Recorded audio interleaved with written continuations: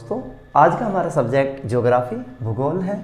Chapter का नाम है राष्ट्रीय अर्थव्यवस्था की जीवन रेखाएं, परिवहन तथा संचार साधन। दोस्तों, ये lesson 10th class NCERT geography और 12th class NCERT CBSE geography दोनों के अकॉर्डिंग ये लेसन्स है। इस लेसन में हमने 9 टॉपिक या क्वेश्चंस लिए हैं, तो आइए समझते हुए चलते हैं एक एक टॉपिक और क्वेश्चंस के बारे में। सबसे पहला क्वेश्चन हमारे सामने है कि क्या है परिवहन के साधन। परिवहन के साधनों को हम मोटे तौर पर 3 भागों में बांटते हैं: थल परिवहन, जल परिवहन और वायु परिवहन। थल या स्थल परिवहन के अंतर्गत पाइपलाइन परिवहन, सड़क परिवहन और रेल परिवहन को हम शामिल करते हैं। जबकि जल परिवहन के 2 प्रमुख रूप हैं हमारे सामने। फर्स्ट को कहते हैं अंतःस्थलीय जल परिवहन और दूसरे को कहते हैं हम सागरीय जल परिवहन। नेक्स्ट, वायु परिवहन। नेक्स्ट क्वेश्चन हमारे सामने है कि भारत में सड़क परिवहन का स्वरूप कैसा है और कैसा नहीं। दोस्तों, परिवहन के अन्य साधनों की तुलना में अगर हम सड़कों को देखें तो इनका स्वरूप उच्च रूप में बना हुआ है। रेलवे लाइन या वायु मार्ग की अगर हम बात करें तो उनकी तुलना में सड़कों को बनाना काफ़ी आसान है। चाहे दुर्गम स्थान हो, किसी भी तरह की सिचुएशंस क्यों ना हो, सड़क मार्ग आसानी से बनाने में हम सक्षम हो जाते हैं। तो यही वजह है कि सड़कों का विस्तार रेल परिवहन की तुलना में अधिक मात्रा में है। भारत में सड़क परिवहन, भारत में सड़कों की कुल लंबाई 63,86,297 किलोमीटर है। सड़कों के संदर्भ में शेरशाह सूरी का एक मुख्य स्थान है जिन्होंने GT road, grand trunk road का निर्माण किया। जीटी रोड NH1 और NH2 से मिलकर बना है। NH1 दिल्ली से अमृतसर के बीच में है और NH2 दिल्ली से कोलकाता के बीच में है। सड़कों के विकास के लिए आज़ादी से पहले 1943 में नागपुर योजना बनाई गई ताकि हम सड़कों का बेहतर ढंग से विकास करें। 1961 में 20 वर्षीय योजना सड़कों की रिगार्डिंग बनाई गई। तो दोस्तों, हमने पढ़ रहे हैं सड़कों की रिगार्डिंग। अब हम बात करते हैं कि भारत में सड़कों के प्रकार बताएं। तो सड़कों के जब प्रकारों की बात आती है उसे हम कुछ भागों में डिवाइड करते हैं: राष्ट्रीय महामार्ग विकास परियोजनाएं, राष्ट्रीय महामार्ग, एक्सप्रेसवे, राज्य महामार्ग, जिला सड़कें, ग्रामीण सड़कें एंड सीमावर्ती सड़कें। सबसे पहला पॉइंट हमारे सामने है राष्ट्रीय महामार्ग विकास परियोजनाएं। राष्ट्रीय महामार्ग विकास परियोजनाएं वे परियोजनाएं जिसके तहत पूरे देश में सड़कों का जाल बिछाने का काम किया है। पूरे देश को एक दूसरे स्टेट के साथ कनेक्ट करने की कोशिशें की गई हैं। सबसे पहला पॉइंट हमारे सामने स्वर्णिम चतुर्भुज परियोजना। स्वर्णिम चतुर्भुज परियोजना वह परियोजना जिसके द्वारा दिल्ली, मुंबई, चेन्नई, कोलकाता को एक दूसरे के साथ जोड़ा गया है। 5,846 किलोमीटर इसकी कुल लेंथ है। इसके अलावा 2 कॉरिडोर है हमारे सामने। फर्स्ट को कहते हैं पूर्वी पश्चिमी गलियारा और दूसरे का नाम है उत्तरी दक्षिणी गलियारा। पूर्वी पश्चिमी गलियारा आसाम के सिलचर को गुजरात के पोरबंदर के साथ जोड़ता है, जबकि उत्तरी दक्षिणी गलियारा श्रीनगर को कन्याकुमारी के साथ जोड़ता है। नेक्स्ट क्वेश्चन हमारे सामने है राष्ट्रीय महामार्ग। राष्ट्रीय महामार्गों की कुल लंबाई 1,75,000 किलोमीटर है। राष्ट्रीय महामार्गों का निर्माण NHAI, national highway authority of India के द्वारा किया जाता है। 1995 में NHAI का निर्माण किया गया। हमारे देश में सबसे लंबा राष्ट्रीय राजमार्ग NH44 है, जबकि सबसे छोटा राष्ट्रीय राजमार्ग NH548 है। नेक्स्ट पॉइंट हमारे सामने एक्सप्रेसवे। एक्सप्रेसवे वर्तमान समय में हम देश के अलग अलग भागों में एक्सप्रेसवे का निर्माण देख सकते हैं। सबसे पहला एक्सप्रेसवे मुंबई पुणे एक्सप्रेसवे था जिसको 2002 में बनाया गया। इसके अलावा Yamuna expressway, next Delhi Meerut expressway. देश के अलग अलग भागों में एक्सप्रेसवे प्रेजेंट में बन रहे हैं। एक्सप्रेसवे को बनाने के लिए मुख्य तौर पर BOT, बिल्ड ऑपरेट ट्रांसफर, बनाओ चलाओ सौंपो की नीति को अपनाया जा रहा है, जिसके तहत प्राइवेट कंपनियां प्लस गवर्नमेंट की भागीदारी के बेस पर इनको बनाया जाता है। उसके पश्चात टोल लगा दिए जाते हैं और कंपनी अपनी लागत को टोल के माध्यम से वसूलती है। नेक्स्ट, राज्य महामार्ग, जो एक राज्य के प्रमुख केंद्रों को, जिलों को एक दूसरे के साथ कनेक्ट करते हैं, उन्हें कहते हैं हम राज्य महामार्ग, जिनकी देखरेख का काम PWD, पब्लिक वर्क्स डिपार्टमेंट के द्वारा किया जाता है।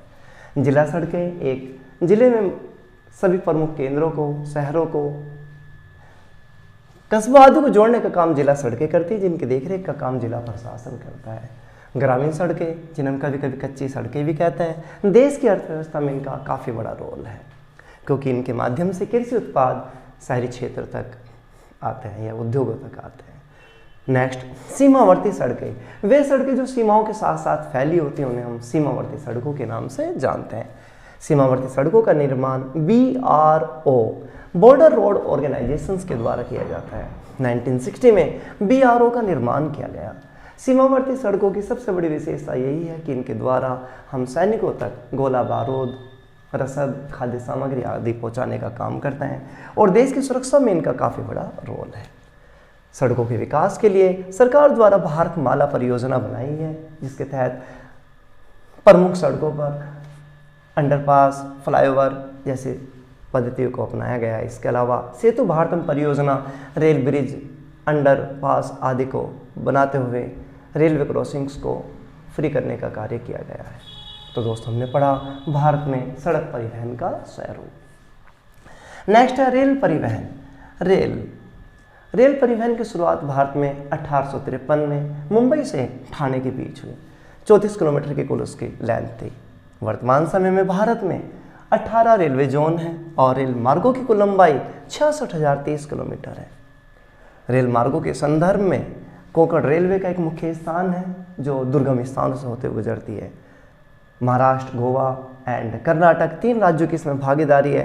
कोंकण रेलवे महाराष्ट्र के रोहा को कर्नाटक के मंगलोर से जोड़ती है, जिसमें की कुल लंबाई 760 किलोमीटर है। इसके अलावा देश के अलग अलग भागों में मेट्रो ट्रेन का हम विस्तार देख ही रहे हैं। चौड़ाई के आधार पर रेल लाइनों को, रेल पटरियों को 3 भागों में बांटा जाता है: बड़ी line, broad gauge, metre line gauge और नैरो गेज या संकरी लाइन।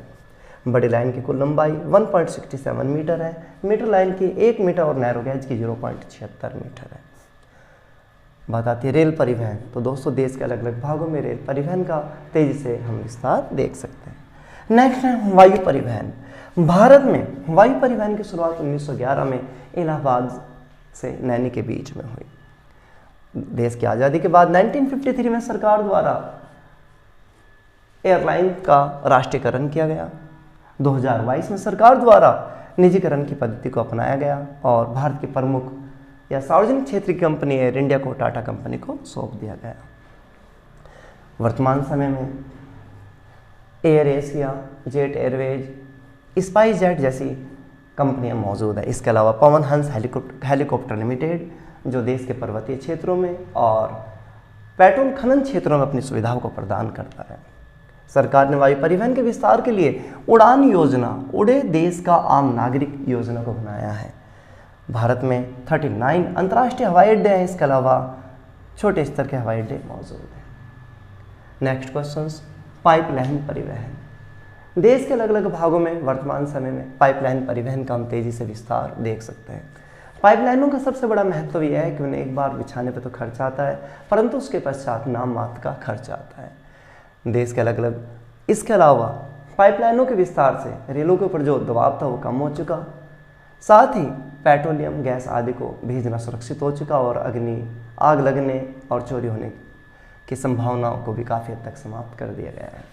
देश की प्रमुख पाइपलाइन का नाम HBJ हजीरा विजयपुर जगदीशपुर है, जिसकी कुल लंबाई 3474 किलोमीटर है। HBJ पाइपलाइन के द्वारा उर्वरक कंपनियों, विद्युत उत्पादन केंद्रों और उद्योगों तक प्राकृतिक गैस की सप्लाई की जा रही है। दोस्तों, नेक्स्ट क्वेश्चन हमारे सामने है जल परिवहन। भारत की कुल समुद्री तट रेखा की लंबाई 7517 किलोमीटर है। ऐसी स्थिति में जल परिवहन भारत के लिए काफ़ी महत्वपूर्ण है। इसके अलावा दुनिया का 90% से ज़्यादा व्यापार जल मार्गों के द्वारा ही होता है। भारत में जल परिवहन के 2 प्रमुख रूप हैं, जिनमें से फर्स्ट को अंतःस्थलीय जलमार्ग और दूसरे को सागरीय जलमार्ग के नाम से हम जानते हैं। अंतःस्थलीय जलमार्ग, जिसके अंतर्गत नदियों, झीलों, नहरों आदि का उपयोग किया जाता है। भारत में 3 प्रमुख अंतःस्थलीय जलमार्ग हैं। National water highway number 1 Allahabad से हल्दिया के बीच 1620 किलोमीटर इसकी कुल लेंथ है। नेशनल वाटर हाईवे नंबर 2 सदिया से धुबरी 891 किलोमीटर इसकी कुल लेंथ है। NWH national water highway 3 Kottapuram को कुल मान 205 किलोमीटर इसकी कुल लेंथ है। नेक्स्ट, सागरी जलमार्ग। सागरी जलमार्ग की प्रक्रिया पत्तनों के माध्यम से या बंदरगाहों के माध्यम से संपन्न होती है। आज भारत में 14 बड़े और 200 छोटे पत्तन मौजूद हैं। आज़ादी के पश्चात या आज़ादी के समय कराची और चटगांव पाकिस्तान में गए। ऐसी स्थिति में सरकार द्वारा कांडला बंदरगाह को विकसित किया गया। कांडला बंदरगाह एक जवारी पत्तन के रूप में मौजूद है। इसके अलावा मुंबई पत्तन देश का प्राकृतिक और काफ़ी बड़ा पत्तन है। कोलकाता पत्तन को हम नदी पत्तन के नाम से जानते हैं। भारत में पत्तनों का स्वरूप पूर्वी तट एंड पश्चिमी तट दोनों तटों पर मौजूद है। पूर्वी तट के बंदरगाहों के अंतर्गत कोलकाता बंदरगाह, हल्दिया बंदरगाह, पारादीप बंदरगाह, विशाखापट्टनम बंदरगाह एंड चेन्नई बंदरगाह, एन्नोर बंदरगाह और तूतीकोरिन बंदरगाह तमिलनाडु नीचे। पश्चिमी तट की बात करें तो गुजरात से हम करते हैं स्टार्ट।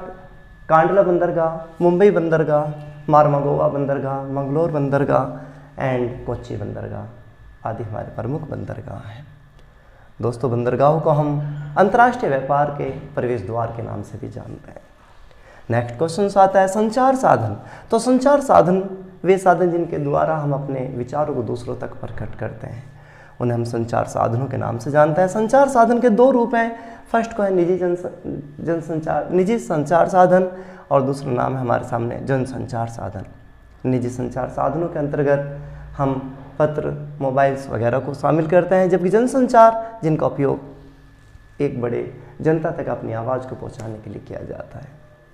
1923 में भारत में रेडियो की शुरुआत हुई तो 1959 में भारत में टीवी दूरदर्शन की स्टार्टिंग हुई। भारत में संचार उपग्रह के क्षेत्र में सरकार ने ISRO, Indian space research organisations का निर्माण किया। 1975 में भारत ने अपना पहला उपग्रह या सैटेलाइट आर्यभट्ट को छोड़ा। इसके अलावा उपग्रह के क्षेत्र में दो प्रमुख प्रणालियों को हमने अपनाया, इनसैट और PSLV। INSAT, Indian national satellite, 1983 में इस संचार सिस्टम को हमने विकसित किया। इनसैट एक बहुउद्देश्य प्रणाली जिसका उपयोग दूर संचार के क्षेत्र में और मौसम विज्ञान के क्षेत्र में किया जाता है, जबकि PSLV, polar satellite launch vehicle, 1988 प्राकृतिक संसाधनों के प्रबंधन में इस पद्धति का, इस सैटेलाइट्स का काफ़ी महत्वपूर्ण योगदान रहा है। आज भारत यानी भारतीय अंतरिक्ष एजेंसी इसरो भारत के साथ साथ विदेशों के सैटेलाइट्स को भी अंतरिक्ष में भेजने का काम कर रही है। नेक्स्ट, अंतर्राष्ट्रीय व्यापार। अंतर्राष्ट्रीय व्यापार जिसके अनुसार एक देश दूसरे राष्ट्र के साथ व्यापार करता है। अंतर्राष्ट्रीय व्यापार के दो रूप होते हैं, द्विपक्षीय व्यापार और बहुपक्षीय व्यापार। द्विपक्षीय व्यापार के अंतर्गत दो देश शामिल होते हैं, जबकि बहुपक्षीय व्यापार के अंतर्गत दो से अधिक देश शामिल होते हैं। अंतर्राष्ट्रीय व्यापार के दो घटक हैं, जिनमें से फर्स्ट को हम आयात और नेक्स्ट को हम निर्यात। आयात यानी मंगाना, इंपोर्ट, और निर्यात एक्सपोर्ट। यदि हम भारत की बात करें तो Bharat gold, petroleum, IT product, खाद्य तेल आदि का आयात करता है, जबकि निर्यात के अंतर्गत लोहा, कोयला एंड कृषि उत्पादों को भारत, हैंडीक्राफ्ट वस्तुओं को भारत निर्यात करने का कार्य करता है। दोस्तों, नेक्स्ट क्वेश्चन हमारे सामने पर्यटन। वह पद्धति आज जो पूरे विश्व के अंदर प्रचलित है। पर्यटन व्यक्ति द्वारा 24 घंटे से अधिक और 1 साल से कम अवधि के लिए मनोरंजन, विश्राम, खाली समय को बिताने के लिए बाहर जाना ही पर्यटन के नाम से जाना जाता है। पर्यटन के दोस्तों अलग अलग स्वरूप है। पर्यटन का सबसे बड़ा लाभ यह है कि अलग अलग देशों के साथ हमारे रिलेशंस अच्छे होते हैं, दूसरे देश को समझने का मौका मिलता है, हमें विदेशी आय होती है और एक देश में रोजगार के अवसर का विस्तार होता है। पर्यटन के अंतर्गत चिकित्सा पर्यटन, जिसके अनुसार लोग चिकित्सा लाभ के लिए एक स्थान से दूसरे स्थान पर जाते हैं, जैसे सिंगापुर। इसके अलावा यूरोपियन देशों में लोग चिकित्सा के लिए जाते हैं, जबकि भारत जैसा देश प्राकृतिक चिकित्सा के लिए प्रसिद्ध है। लोग प्राकृतिक चिकित्सा के लिए भारत आते हैं। ऐतिहासिक पर्यटन, जिसके अंतर्गत ऐतिहासिक स्थलों की यात्रा की जाती है, कुतुब मीनार, हुमायूं का मकबरा, लाल किला, ताजमहल, ये सभी हमारे कोणार्क का सूर्य मंदिर, ये सभी हमारे ऐतिहासिक स्थल हैं। साहसिक साहसिक पर्यटन के अंतर्गत हम साहस से रिलेटेड पर्यटन को शामिल करते हैं, जिसमें rock climbing, paragliding, river rafting जैसी गतिविधियाँ आती हैं। प्राकृतिक पर्यटन के अंतर्गत हम उन स्थलों का चुनाव करते हैं जो पर्यावरण की दृष्टि से काफ़ी अच्छे होते हैं। लोग प्राकृतिक पर्यटन को तेज़ी से आज अपना रहे हैं। सांस्कृतिक पर्यटन के अंतर्गत खान पान, पहनावा, विचारधारा, ग्रामीण संस्कृति, आदिवासी संस्कृति आदि को हम शामिल करते हैं। तो दोस्तों, राष्ट्रीय अर्थव्यवस्था की जीवन रेखाएं, परिवहन और संचार साधन, उम्मीद है आपको समझ में आया होगा। धन्यवाद।